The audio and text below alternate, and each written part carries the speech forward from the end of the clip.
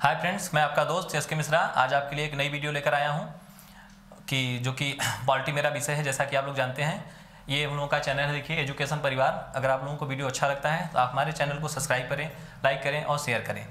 तो जैसा कि दोस्तों यूपीएसआई स्पेशल के लिए मैं यहाँ पॉलिटी लेकर आप लोगों के लिए आया हूँ। उसी के संदर्भ में आज हम लोग राष्ट्रपति के बारे में चर्चा करने जाते हैं, जो कि यूपीएसआई के दृष्टिकोण से बहुत ही इंपॉर्टेंट है। अन्य जो भी प्रतियोगी परीक्षाएं हैं उनके लिए या राज्य स्तरीय जो भी परीक्षाएं होंगी उनके लिए यहाँ से जो भी प्रश्न बनते हैं उनको हम लोग यहाँ डिस्कस करने जा रहे हैं। तो जैसा कि आप लोग जानते हैं कि भारत एक लोकतांत्रिक देश है जिसमें गणतंत्र शब्द जुड़ा है। जैसा कि आप जानते हैं, जो गणतंत्र शब्द होता है उसका मतलब ये होता है कि जो राष्ट्र का राष्ट्राध्यक्ष होगा वो निर्वाचित होगा, मतलब पदानुसार किसी क्रम में नहीं होगा। अमेरिका वगैरह में क्या है, जहाँ अध्यक्षात्मक शासन प्रणाली है वहाँ पे ऐसी चीज़ें नहीं देखने को मिलती। यहाँ पे आपको राष्ट्रपति और प्रधानमंत्री दोनों मिलेंगे, क्योंकि भारत में पार्लियामेंट्री सिस्टम लागू है, मतलब संसदीय शासन प्रणाली यहाँ लागू है। संसदीय शासन प्रणाली की सबसे बड़ी विशेषता है कि आपको वहाँ सरकार का मतलब पक्ष और विपक्ष दोनों देखने को मिलते हैं। यहाँ अपने देश में पक्ष जो है बहुत ही तगड़ा है। जो भी सरकार इस समय केंद्रीय सत्ता में है वो एक अलग तरीके के अपने कामों को संचालन कर रहे हैं। विपक्ष ऐसा है कि विपक्ष यहाँ थोड़ा कमज़ोर है। विपक्ष वालों के पास प्रश्न पूछने या फिर उस पर कमेंट करने का कोई मुद्दा बचता है नहीं। या तो ये मान चलिए कि उन लोगों को चीज़ें समझ में आती नहीं, यहाँ चीज़ें हो जाती हैं, उसके बाद विपक्ष को चीज़ें समझ में आ रही हैं कि देश में आखिर चल क्या रहा है। फिलहाल वो उनका मैटर है। हम लोग पढ़ाई को जारी रखते हुए आगे अपना वीडियो देखते हैं कि जो क्वेश्चन है सबसे ज़रूरी है आप लोगों के लिए परीक्षा क्रैक करना। परीक्षा क्रैक करने के लिए आपको क्वेश्चन किस तरीके से बन रहे हैं उनको आप पिछले जो भी परीक्षाएं हुए हैं विगत वर्षों में उनको आप देखिए, किस तरीके के प्रश्न आ रहे हैं, हमसे क्या बन रहा है, क्या छूट रहा है। अगर कुछ चीज़ें वहाँ छूट रही हैं तो आप उसको देखिए कि आखिर कमी हो कहाँ से रही है। तो ज़्यादा समय न लेते हुए आइए हम लोग देखते हैं यूपीएसआई स्पेशल के लिए जो भी है राष्ट्रपति संबंधी जो भी बातें हैं हम यहाँ डिस्कस करने जा रहे हैं। चलिए देखिए, राष्ट्रपति है क्या आप उसको जान लीजिए। भाग पाँच जो संघ है उसी के अंदर राष्ट्रपति आएगा। जो संघ है आपका, संघ है द यूनियन है, ये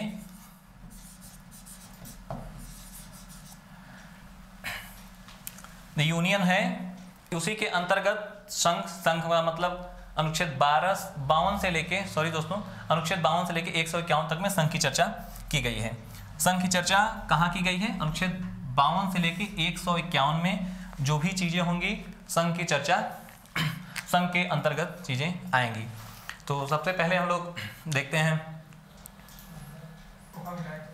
देखिए जैसा कि आप लोग जानते हैं भाग 5 में संघ है, संघ के अंतर्गत ही राष्ट्रपति आएगा। आइए हम लोग राष्ट्रपति संबंधी जो भी चीजें होंगी या जो भी क्वेश्चन यहाँ बनने वाले हैं या बनेंगे उसको हम बिंदुवार देखते हैं। ध्यान दीजिएगा दोस्तों, यहाँ भी जो भी चीजें लिखी गई हैं वो एक प्रश्न के ही प्रारूप में है। आप इनको बहुत ही ध्यानपूर्वक देखते रहिएगा और जो भी चीज़ें आपके लायक हों उसको आप अंडरलाइन करके नोट करते रहिए, या तो आप वीडियो पॉज करके स्क्रीनशॉट ले सकते हैं। तो चलिए देखते हैं, अनुच्छेद 52 से लेकर 62 तक में जो संघ है, संघ में 52 से 151 तक में जो है संघ के विषय में चीज़ें आपको सम्मिलित होंगी वहाँ पे। और उसमें जो है उसमें अनुच्छेद 52 से लेके 62 तक में राष्ट्रपति के बारे में चीज़ें मिलेंगी। 52 से लेके 62 तक में राष्ट्रपति के बारे में आपको चीज़ें मिलेंगी। जैसा कि आप जानते हैं भारत एक गणतंत्र देश है,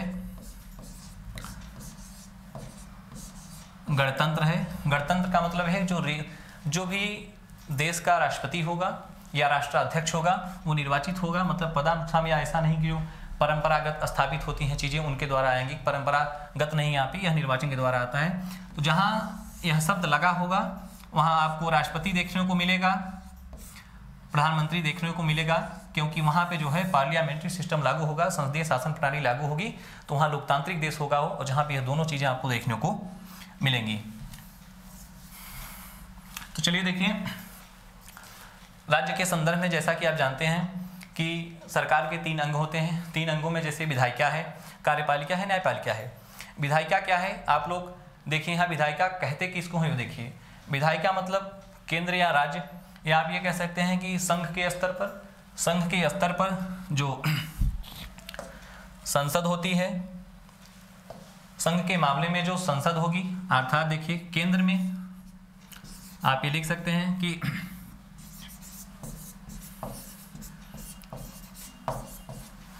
केंद्र में संसद, राज्य में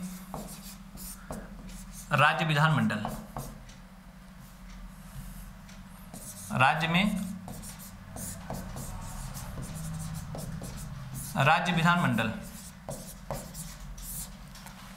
केंद्र में संसद, राज्य में राज्य विधानमंडल, ये दोनों में दो दो चीजें समाई। संसद के 2 सदन आप जानते हैं, यहाँ पे संसद के 2 सदन होते हैं, जैसे कि एक लोकसभा, राज्यसभा, राज्य विधानमंडल में 2, विधानसभा और विधान परिषद। ये करती क्या है, ये अपने अपने स्तर पर कानून बनाने का कार्य करती हैं, जो कि विधायिका के अंतर्गत परिभाषित किया गया। सबसे पहला शब्द है विधायिका, जो कि कानून या विधि, कानून या विधि एक ही चीज है, आप जानते हैं।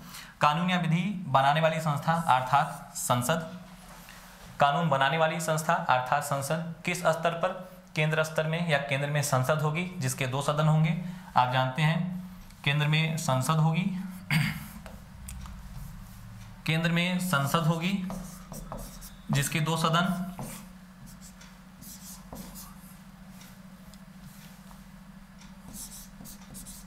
चलिए, राज्यसभा और लोकसभा। केंद्र में संसद जिसके 2 सदन, एक राज्यसभा एक लोकसभा। उसके बाद देखिए राज्य स्तर पर, अगर आप राज्य स्तर पर कानून बनाने वाली संस्था की बात करेंगे तो यहाँ राज्य विधानमंडल आएगा,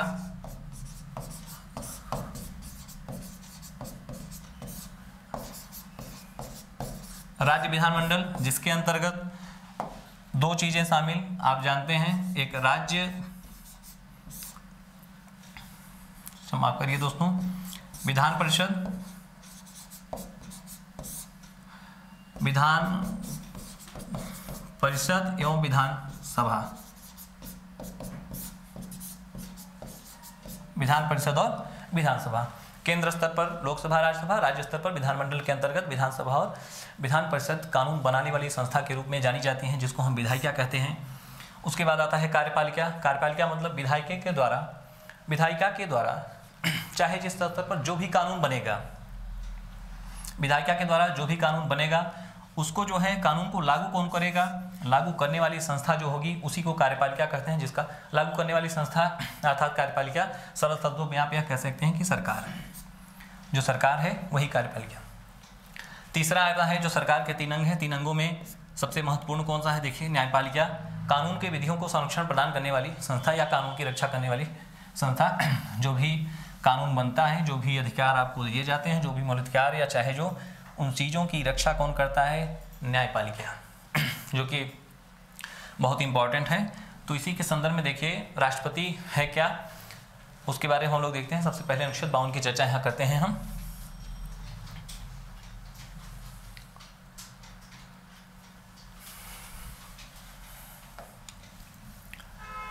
देखिए अनुच्छेद 52 कहता क्या है, राष्ट्रपति के बारे में जो भी चीजें हैं हम बिंदुवार यहाँ देखते चलेंगे। क्रमागत चीजें आपको मिलेंगी, एक क्रम है, अनुच्छेद भी आपके क्लियर हो जाएंगे। जैसा कि आप जानते हैं कि जो 395 अनुच्छेद है मूल, उनके अंतर्गत ये चीजें हैं, तो आप उसमें से 52 से लेकर 62 तक है, तो 10 अनुच्छेद तो आज आपका क्लियर, उसको आप देख लीजिए। अनुच्छेद 52 कहता क्या है कि भारत के लिए एक राष्ट्रपति होगा, भारत के लिए एक राष्ट्रपति होगा जो भारत का प्रथम नागरिक होगा। देखिए दोस्तों, मैंने आपसे कहा कि यहाँ जितनी भी लाइन लिखी गई हैं सब एक प्रश्न के प्रारूप में ही हैं, हर लाइन से एक एक क्वेश्चन निकल कर आएगा। आप देखते रहिए, पहला क्वेश्चन यहीं से बनना शुरू हो जाएगा कि भारत का प्रथम नागरिक कौन, तो भारत का प्रथम नागरिक कौन, राष्ट्रपति। भारत का प्रथम नागरिक कौन, राष्ट्रपति। देखिए अनुच्छेद 52 कहता है भारत के लिए एक राष्ट्रपति होगा जो भारत का प्रथम नागरिक होगा, साथ ही कार्यपालिका का प्रधान होगा, कार्यपालिका का प्रधान होगा। क्वेश्चन बनेगा कार्यपालिका का प्रधान कौन,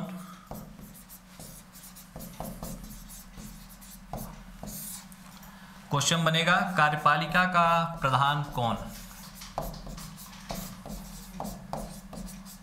कार्यपालिका का प्रधान कौन, तो आप लगा सकते हैं कि राष्ट्रपति। कार्यपालिका का प्रधान कौन, राष्ट्रपति। 2 क्वेश्चन पहली ही लाइन में आपको 2 प्रश्न देखने को मिले। पहला, भारत के लिए एक राष्ट्रपति होगा जो भारत का प्रथम नागरिक होगा। अगर पूछा भारत का प्रथम नागरिक कौन, तो आप बताएंगे भारत का प्रथम नागरिक कौन, राष्ट्रपति। भारत का प्रथम नागरिक कौन, राष्ट्रपति। साथ ही अगर पूछा कार्यपालिका का प्रधान कौन, तो भी उत्तर राष्ट्रपति। 2 प्रश्न यहाँ से आपके सामने निकल कर आए। चलिए देखते हैं अगला अनुच्छेद। अगला अनुच्छेद कहता क्या है,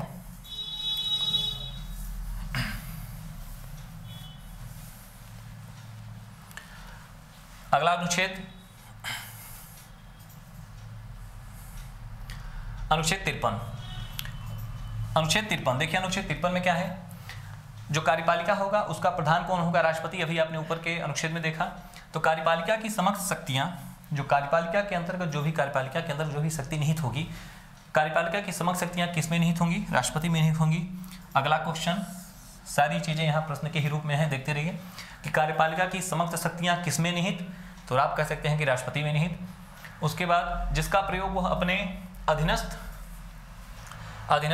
पदाधिकारियों या मंत्रिपरिषद, जो कि आप पढ़ते हैं 74 में, आर्टिकल 74 में जो आप पढ़ते हैं मंत्रिपरिषद। कार्यपालिका का प्रधान कौन, राष्ट्रपति।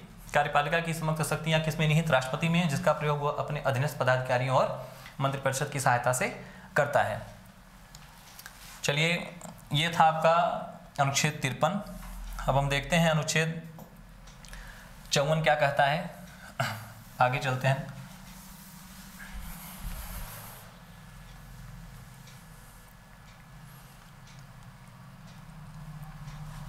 देखिए,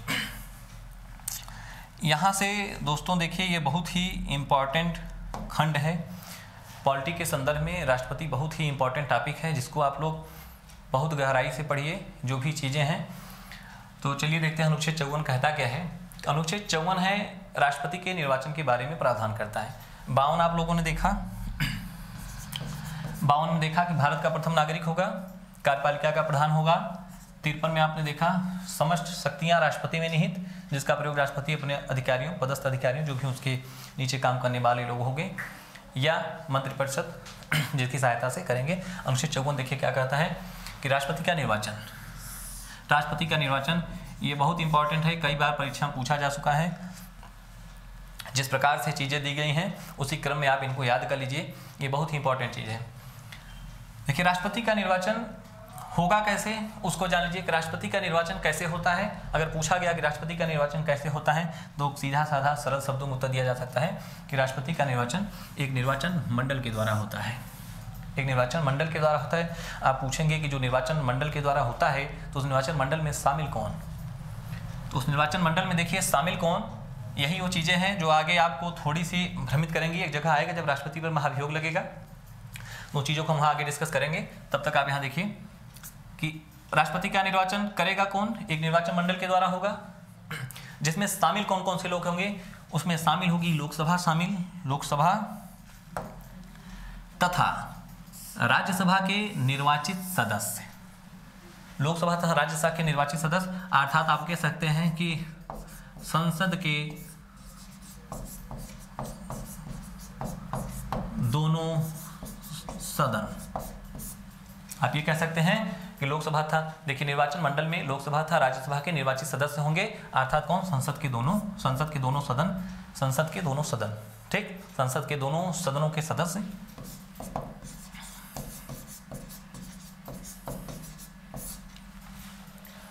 देखिए उसके बाद और कौन शामिल होंगे, राज्य विधानसभाओं के निर्वाचित सदस्य, लोकसभा था राज्यसभा के निर्वाचित सदस्य, राज्य विधानसभाओं के निर्वाचित सदस्य। ध्यान दीजिएगा, राज्यसभा के निर्वाचित सदस्य। इसमें एक संशोधन किया गया, 17वां संविधान संशोधन नियम 1992 आया। क्या आया, 17वां संविधान संशोधन नियम 1992 आया, जिसमें दिल्ली और पांडिचेरी विधानसभा को भी निर्वाचन मंडल में शामिल किया गया।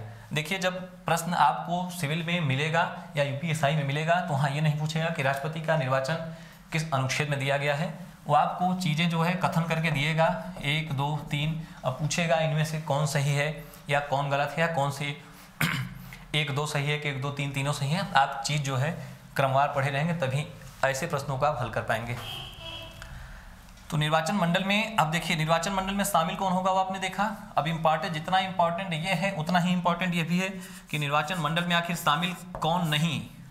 तो निर्वाचन मंडल में कौन शामिल नहीं, तो राज्य विधानसभाओं एवं संसद के जो मनोनीत सदस्य, ध्यान दीजिएगा दोस्तों, जो मनोनीत सदस्य तथा राज्य विधान परिषद के सदस्य, राज्य विधानसभाओं एवं संसद के, देखिए यहाँ सदस्य तो शामिल होंगे लेकिन मनोनीत सदस्य शामिल नहीं होंगे, तथा राज्य विधान परिषद के सदस्य, जो राज्य विधान परिषद है इसके सदस्य। निर्वाचन मंडल में शामिल कौन आपने ऊपर देखा, निर्वाचन मंडल में शामिल कौन नहीं, इसको भी इंपॉर्टेंट दृष्टिकोण से ही आप लोग देखिए कि शामिल कौन नहीं होगा, राज्य विधानसभाओं एवं संसद के मनोनीत सदस्य तथा राज्य विधान परिषद के सदस्य। चलिए आगे बढ़ते हैं, समय आपका न लेते हुए हम अगले आर्टिकल की तरफ चलते हैं। अगला आर्टिकल है अनुच्छेद 55, क्या कहता है आप लोग उसको देखिए।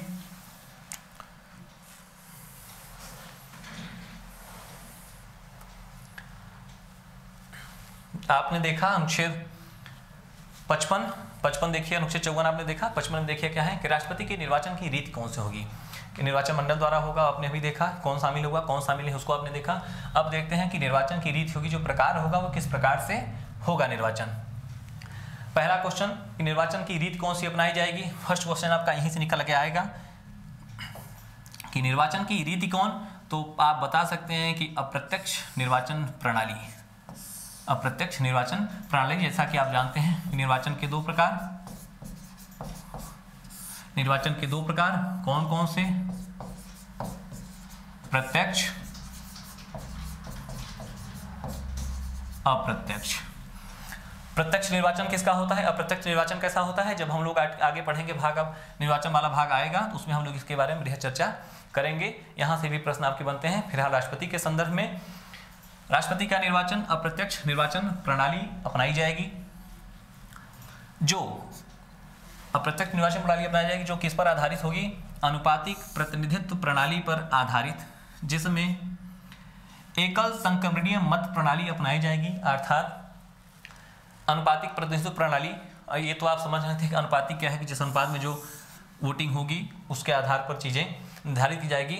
एक शब्द आया है एकल संक्रमणीय मत, जो कि एकल संक्रमणीय मत का मतलब क्या है कि जो व्यक्ति होगा, जो वोट करने वाले होंगे, वो अपने मत का प्रयोग एक से अधिक बार वरीयता क्रम में करते चले जाते हैं। जैसे एक व्यक्ति अगर वोटिंग करने ए गया है, मान लीजिए 3 प्रत्याशी है, 1 2 3, तो ये तीनों को वोट अपना देगा, वरीयता क्रम में देगा कि किसको पहले स्थान पर रखता है, किसको दूसरे, किसको तीसरे स्थान पर। यही होता है एकल संक्रमणीय मतदान। तो राष्ट्रपति के निर्वाचन अप्रत्यक्ष निर्वाचन प्रणाली पर आधारित अनुपातिक प्रतिनिधित्व प्रणाली, जिसमें एकल संक्रमणीय मतदान को अपनाया जाएगा। मतदान होगा कैसे, गुप्त मतदान होगा। मतदान कैसे होगा, गुप्त मतदान होगा। अगर आपको लिखना हो तो लिख लीजिए। उसके बाद देखिए 84वां संविधान संशोधन अधिनियम 2001, यह कहता क्या है, एक संशोधन हुआ जिसके अंतर्गत कहा क्या गया,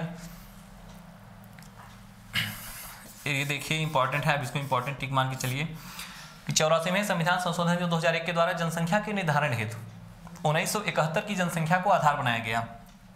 किस वर्ष की जनसंख्या को आधार बनाया गया, 1971 की। देखिए 3 प्रश्न यहाँ से बनने वाले हैं।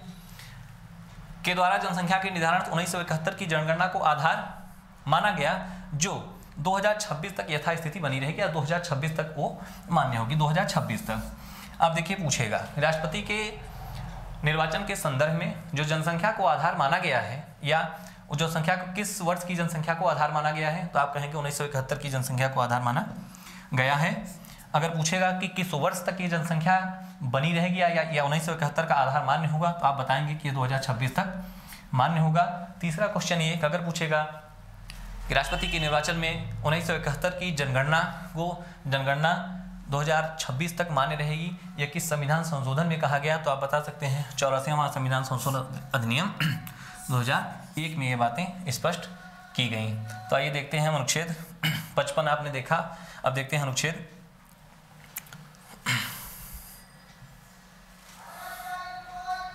56 क्या कहता है।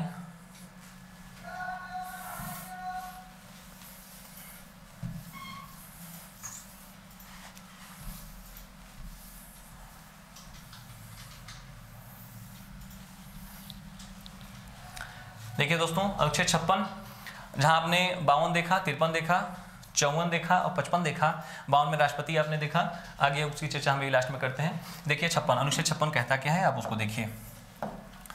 अनुच्छेद 56 है क्या, अनुच्छेद 56 में पदावध की शर्तें दी गई हैं कि राष्ट्रपति पदावध की शर्तें मतलब कि राष्ट्रपति जो है कब तक अपना पद धारण करेगा, तो राष्ट्रपति पद ग्रहण करने की तिथि से 5 वर्ष तक पद धारण करेगा। कितने वर्ष तक, 5 वर्ष तक पद के लिए, 5 वर्ष के अवधि के लिए अपना पद धारण करेगा। परंतु अगर वह संविधान के उपबंधों का उल्लंघन करता है या संविधान का अतिक्रमण करता है, करने पर उससे पहले महाभियोग प्रक्रिया, एक प्रक्रिया होती है राष्ट्रपति को हटाने के लिए जो संसद के द्वारा लगाई जाती है, महाभियोग प्रक्रिया के द्वारा हटाया जा सकता है। महाभियोग प्रक्रिया द्वारा हटाया जा सकता है। किस संदर्भ में? पहले देखिए पदावत की शर्तें क्या हैं। 5 वर्ष तक पद धारण करेगा। उसके पहले अगर संविधान का अतिक्रमण करता है तो संसद के किसी सदन द्वारा महाभियोग लगाकर हटाया जा सकता है। अगर राष्ट्रपति, मान लीजिए राष्ट्रपति त्यागपत्र देता है, राष्ट्रपति त्यागपत्र देगा किसको? उपराष्ट्रपति को देगा। उपराष्ट्रपति इस त्यागपत्र का करेगा क्या? इसकी सूचना तत्काल लोकसभा अध्यक्ष को देगा। क्वेश्चन पूछेगा कि राष्ट्रपति अपना त्यागपत्र उपराष्ट्रपति को देता है तो उपराष्ट्रपति इसकी सूचना किसको देता है? तो उपराष्ट्रपति इसको सूचना लोकसभा अध्यक्ष को देगा।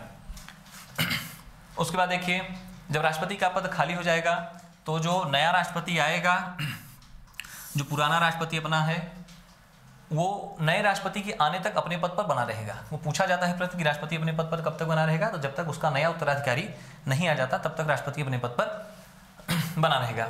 ये था आपका आर्टिकल 56। अब हम देखते हैं अनुच्छेद 57 क्या कहता है, आप उसको देखिए।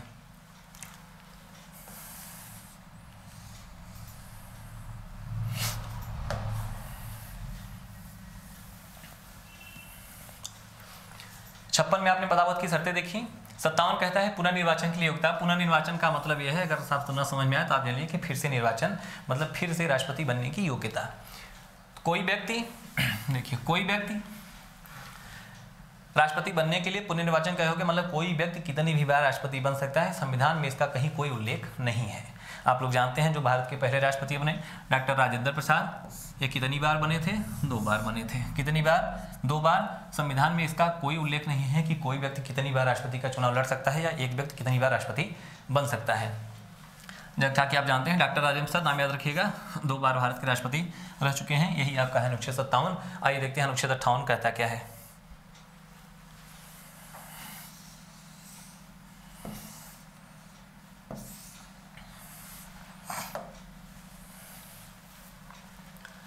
राष्ट्रपति निर्वाचित होने के लिए योग्यताएं। अनुच्छेद 58 में राष्ट्रपति बनने के लिए योग्यता निर्धारित की गई है। देखिए राष्ट्रपति बनने के लिए योग्यता निर्धारित की गई है कि एक व्यक्ति भारत का राष्ट्रपति तभी बन सकता है जो कि अगर उसके अंतर्गत ये निम्न योग्यताएं हैं तो भारत का राष्ट्रपति बनने के योग्य है। वो कौन कौन सी योग्यताएं हैं, आइए हम उसको देखते हैं। पहला, और भारत का नागरिक हो। भाई ठीक है, कोई दूसरे देश का नागरिक आके अपने देश का राष्ट्रपति नहीं बन सकता, ये तो बात सही है। चलिए, तो भारत का नागरिक हो, पहली बात। दूसरी बात, वो 35 वर्ष की आयु पूरी कर चुका, मतलब अगर 35 वर्ष से कम है तो राष्ट्रपति बनने के योग्य नहीं है। दिवालिया और पागल न हो, दिवालिया और पागल न हो, 2 बातें ध्यान रखिए। जो कि ऐसा नहीं कि मान लीजिए कोई किसी के ऊपर गैंगस्टर लगा है या रासुका लगा, राष्ट्रीय सुरक्षा कानून के अंतर्गत अपराधी है तो वो राष्ट्रपति बनने के योग्य है, ऐसा कुछ नहीं। भारत का नागरिक हो, पहली शर्त 35 वर्ष की आयु पूरी कर चुका हो, दिवालिया पागल न हो और लोकसभा सदस्य निर्वाचित होने की योग्यता रखता हो। देखिए मोस्ट इंपॉर्टेंट खंड यही है आपका, ये इंपॉर्टेंट है। प्रश्न देगा उसमें कि राष्ट्रपति बनने के लिए योग्यता में क्या चाहिए, 4 बातें दे देगा, 1 2 3 जो भी दे दिए, मान लीजिए 3 ही बातें शर्तें दिया हो, और 2 में लिखा भारत का नागरिक हो, 1 में लिखा नागरिक हो, दूसरे में मान लीजिए लिख दिया कि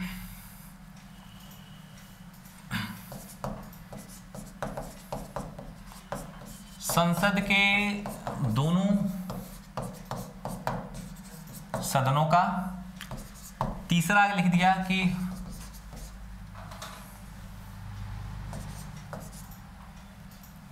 तीसरा लिख दिया 35 वर्ष, मान लीजिए शॉर्टकट में हम चीजें लिख दे रहे हैं, आप समझ जाइए। पहला लिखा भारत का नागरिक हो, अब पूछेगा इनमें से कौन सत्य है। पहला लिखा भारत का नागरिक हो, दूसरा लिखा संसद के दोनों सदनों का सदस्य निर्वाचित होने की योग्यता रखता हो, संसद के दोनों सदनों के सदस्य निर्वाचित होने की योग्यता रखा हो, और तीसरा दे दिया कि 35 वर्ष की आयु पूरा कर चुका हो। तो आप ध्यान दीजिएगा, यहीं से गलतियां होती हैं थोड़ी बहुत। पहला और तीसरा सही है आपका, पहला और तीसरा सही है, दूसरा एकदम गलत है, क्योंकि वहाँ पे केवल लोकसभा की चर्चा की गई है, राज्यसभा की वहाँ कोई चर्चा नहीं की है। अर्थात संसद के दोनों सदनों नहीं, केवल और केवल लोकसभा का सदस्य निर्वाचित होने की योग्यता रखता हो। ये तो वो व्यक्ति होंगे जो राष्ट्रपति बनेंगे। अब देखिए कौन योग्य नहीं होगा राष्ट्रपति बनने के लिए। जो उपयुक्त शर्तों के अलावा भारत सरकार या राज्य सरकार के अधीन कोई लाभ का या कोई वैतनिक पद पर जिसके लिए वेतन मिलता हो, कोई लाभ का पद धारण करेगा, वह उम्मीदवार राष्ट्रपति बनने के योग्य नहीं होगा। अब देखिए राष्ट्रपति के बारे में कुछ और चीजें जो व्यक्ति राष्ट्रपति बनेगा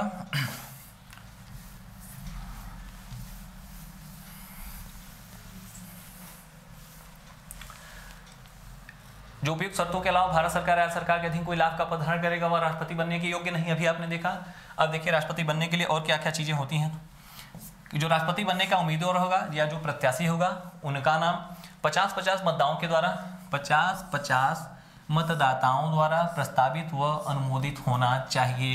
एक क्वेश्चन कि राष्ट्रपति बनने के लिए प्रत्याशी का नाम कितने मतदाताओं द्वारा और प्रत्याशियों द्वारा अनुमोदित मतदाताओं द्वारा कितने मतदाताओं द्वारा प्रस्तावित और अनुमोदित होना चाहिए। तो आप लगा देंगे 50-50। ज्ञातव्य है कि पहले ये संख्या 10-10 के आसपास थी। पहले ये 10-10 था 1971 तक, बाद में बढ़कर जो है 50-50 कर दिया गया। उसके बाद देखिए दूसरी बात, पहली बात आपने देखा उम्मीदवार का नाम 50-50 मतदाताओं द्वारा प्रस्तावित अनुमोदित, पहली बात। दूसरी बात जमानत राशि, जैसा कि ग्राम प्रधान के चुनाव में भी आप देखते हैं कि कुछ पैसा लेके फॉर्म भरा जाता है, वैसे यहाँ भी है राष्ट्रपति बनने के लिए उसको जो है 15,000 रुपये की जमानत राशि देनी पड़ी। कितनी? 15,000 रुपये। 15,000 रुपये। देखिए जमानत राशि आपने भी देखा, जमानत राशि कितनी होगी? 15,000 रुपये। जमानत राशि जब्त होगी, किस शर्त पे जब्त होगी? यदि कोई प्रत्याशी राष्ट्रपति के चुनाव में जो वैध मत हैं, कौन से मत? वैध मतों का 1/6 मत, कितना मत? 1/6 मत नहीं प्राप्त करेगा तो उसकी जमानत राशि जब्त की ले जाएगी। यही है आपका अनुच्छेद 58। अब देखिए अनुच्छेद 59 क्या कहता है।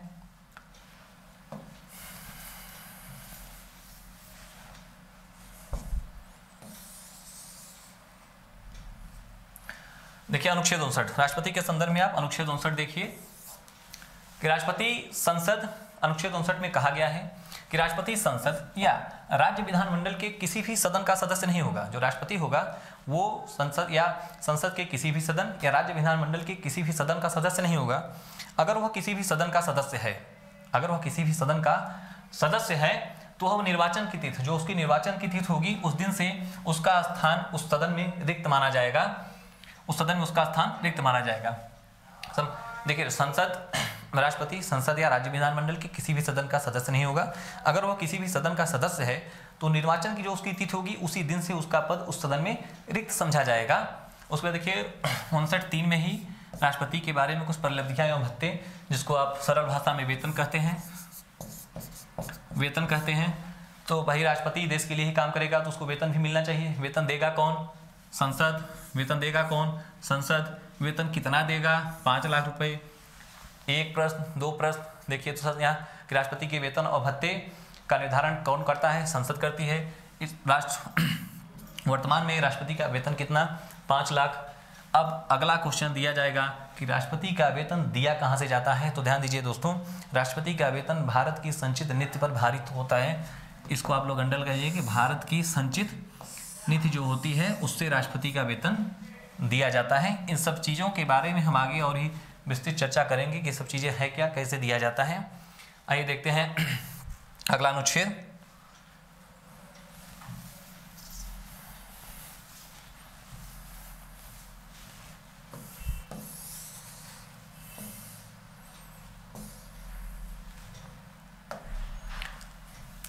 अगला अनुच्छेद 60 है, जहां देखिए राष्ट्रपति के बारे में शपथ प्रतिज्ञान के बारे में की गई कि राष्ट्रपति जो बनेगा वो शपथ लेगा। ठीक है, जो राष्ट्रपति बनेगा वो शपथ लेगा। ये यहाँ से एक क्वेश्चन बहुत ही इंपॉर्टेंट कि देखिए संविधान में जहाँ अन्य जो संवैधानिक पदाधिकारी हैं उनके लिए जहाँ शपथ का प्रावधान अनुसूची 3 अगर दिया जाएगा, संविधान में देखिए 3 ही लोग ऐसे हैं जिनको छोड़कर बाकी सभी लोगों के लिए शपथ का प्रावधान कहाँ किया गया है? अनुसूची 3 में। जहाँ अन्य संवैधानिक पदाधिकारियों के लिए शपथ का प्रावधान अनुसूची 3 में दिया गया है, वहीं राष्ट्रपति के लिए अनुच्छेद 60, उपराष्ट्रपति के लिए अनुच्छेद 69 याद रखिए, और राज्यपाल के लिए अनुच्छेद 159 में ये अलग से प्रावधान किए गए हैं। इन 3 लोगों के बारे में शपथ का प्रावधान अनुसूची 3 में न किए जाके आपके अलग एक संविधान के अनुच्छेद में किया गया है। अब देखिए रही बात शपथ की, शपथ प्रावधान हो गया तो शपथ भाई कोई दिलाने वाला भी चाहिए। शपथ दिलाएगा कौन? शपथ दिलाएगा कौन? उच्चतम, देखिए राष्ट्रपति को शपथ कौन दिलाएगा? उच्चतम न्यायालय के मुख्य न्यायाधीश, एक उच्चतम न्यायालय के मुख्य न्यायाधीश, इनकी अनुपस्थिति में अगर ये नहीं है, उस समय किसी भी कारणवश उच्चतम न्यायालय का मुख्य न्यायाधीश उपस्थित नहीं, तो उनकी अनुपस्थिति की दशा में उच्चतम न्यायालय के कोई वरिष्ठ न्यायाधीश, राष्ट्रपति को शपथ दिलाएगा कौन? मुख्य न्यायाधीश, या इनकी अनुपस्थिति में उच्चतम न्यायालय का कोई वरिष्ठ न्यायाधीश शपथ दिलाएगा। ये आपका था अनुच्छेद 60। आइए देखते हैं अगला अनुच्छेद क्या है।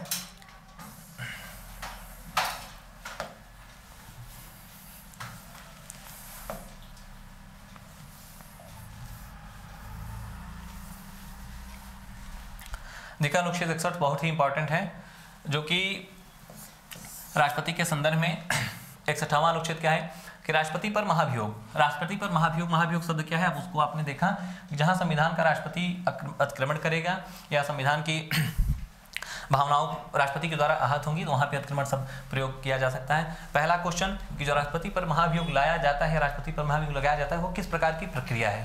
तो पहला क्वेश्चन यहाँ से निकल कर आएगा कि राष्ट्रपति पर जो महाभियोग लगाया जाता है वो एक अर्ध न्यायिक प्रक्रिया है, सेमी जुडिशियल या सेमी जुडिशियल अर्ध न्यायिक प्रक्रिया है। ये कौन सी प्रक्रिया है? अर्ध न्यायिक प्रक्रिया, एक क्वेश्चन। दूसरा, जो राष्ट्रपति के द्वारा संविधान के अतिक्रमण करने पे, यह अर्ध न्यायिक प्रक्रिया कब लागू होगी? जब राष्ट्रपति के द्वारा संविधान के अतिक्रमण करने की दशा में संसद के किसी भी सदन, देखिए यहाँ निर्धारित नहीं किया गया है कि कौन सा सदन पहले लाएगा, जिस भी कोई भी सदन ला सकता है, चाहे जिस सदन में चीजें आ सकती हैं, चाहे लोकसभा में चाहे राज्यसभा में, किसी भी सदन द्वारा लाया जा सकता है। उसके लिए इंपॉर्टेंट क्या होगा? एक बात क्या कि राष्ट्रपति को इसकी सूचना आपको 14 दिन पूर्व देना अनिवार्य, 14 दिन पूर्व देना अनिवार्य। जो सदन लाएगा, देखिए जिस सदन में भी महाभियोग लाया जाएगा, उसकी उस सदन के कम से कम 1/4 सदस्यों के हस्ताक्षर होने चाहिए।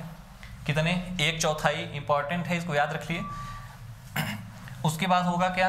पहला सदन, दूसरे सदन में वो चीजें जाएंगी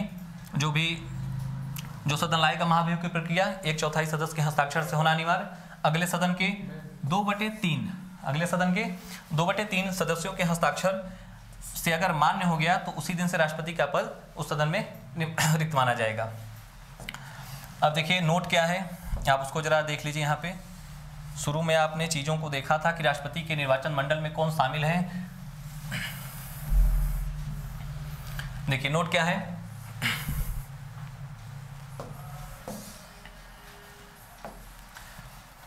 कि राष्ट्रपति के महाभियोग की प्रक्रिया में, देखिए पहली चीज कि महाभियोग की प्रक्रिया में जो मनोनीत सदस्य होंगे वो भाग नहीं लेंगे। जहां मनोनीत सदस्य निर्वाचन में भाग लेते थे, वो जो है निर्वाचन में भाग नहीं लेते थे, वही मनोनीत सदस्य अब राष्ट्रपति के महाभियोग प्रक्रिया में भाग लेते हैं, मतलब भाग लेंगे। तथा और कौन? देखिए दूसरा पॉइंट, दिल्ली तथा पांडिचेरी, दिल्ली तथा पांडिचेरी विधानसभा के सदस्य जहां निर्वाचन मंडल में शामिल थे, वहीं जो है महाभियोग प्रक्रिया में ये शामिल नहीं, ये मतलब ये भाग नहीं लेते। ये आपका जो है अनुच्छेद 61 के अंतर्गत दो बातें, आप इसको देख लीजिए। देखिए दोस्तों, ये अनुच्छेद 61 था। आइए हम लोग समय न लेते हुए अनुच्छेद 62 की ओर चलते हैं। अनुच्छेद 62 है क्या, आप उसको देखिए।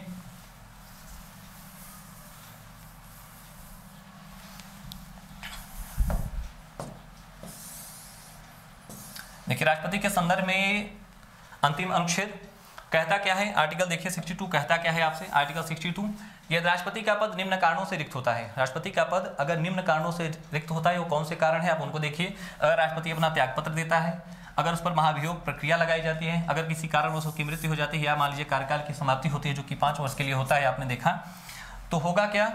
अगले राष्ट्रपति के लिए 6 माह के अंदर, पहला क्वेश्चन यहाँ से कि कितने माह के अंदर चुनाव कराना अनिवार्य, तो 6 माह के अंदर चुनाव कराना अनिवार्य अगले राष्ट्रपति के नियुक्ति के लिए। ऐसी दशा में अगर मान लीजिए जब तक पद रिक्त है राष्ट्रपति का, ऐसी दशा में उसके कार्यों का निर्वहन करेगा कौन? उपराष्ट्रपति करेगा। कौन करेगा? उपराष्ट्रपति करेगा। अगर ये भी नहीं है तो करेगा कौन? भारत का मुख्य न्यायाधीश करेगा। अगर ये भी उपस्थित नहीं तो करेगा कौन? उच्चतम न्यायालय का वरिष्ठ न्यायाधीश राष्ट्रपति के पद पर कार्यवाहक राष्ट्रपति के रूप में कार्य कर सकता है। इस संदर्भ में एक नोट है, आप उसको जरा देख लीजिए।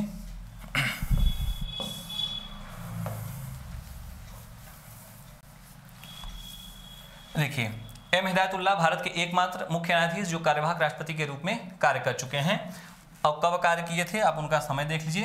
कार्यकाल क्या था उनका? 1979 से लेकर 1984 तक। किस कारण से किए? वीवी गिर जो उस समय के तत्कालीन राष्ट्रपति थे, उनके त्यागपत्र देने के कारण एम हिदायतुल्लाह जो भारत के एकमात्र मुख्य न्यायाधीश कार्यवाहक राष्ट्रपति के रूप में कार्य किए, उनका समय आपने देख लीजिए, बीबी गिर के त्यागपत्र के उपरांत सन आप देख लीजिए, जो कि यहाँ से भी क्वेश्चन बन सकते हैं। थैंक यू दोस्तों, आज की वीडियो इतना ही। ठीक है, थैंक यू दोस्तों, आज की वीडियो इतना ही। अगर आपको वीडियो अच्छा लगा हो तो आप हमारे चैनल को लाइक करें, शेयर करें, सब्सक्राइब करें, और एक से एक वीडियो हम आपको पॉलिटी पे इसी तरह की लाते रहेंगे। थैंक यू दोस्तों, जय हिंद।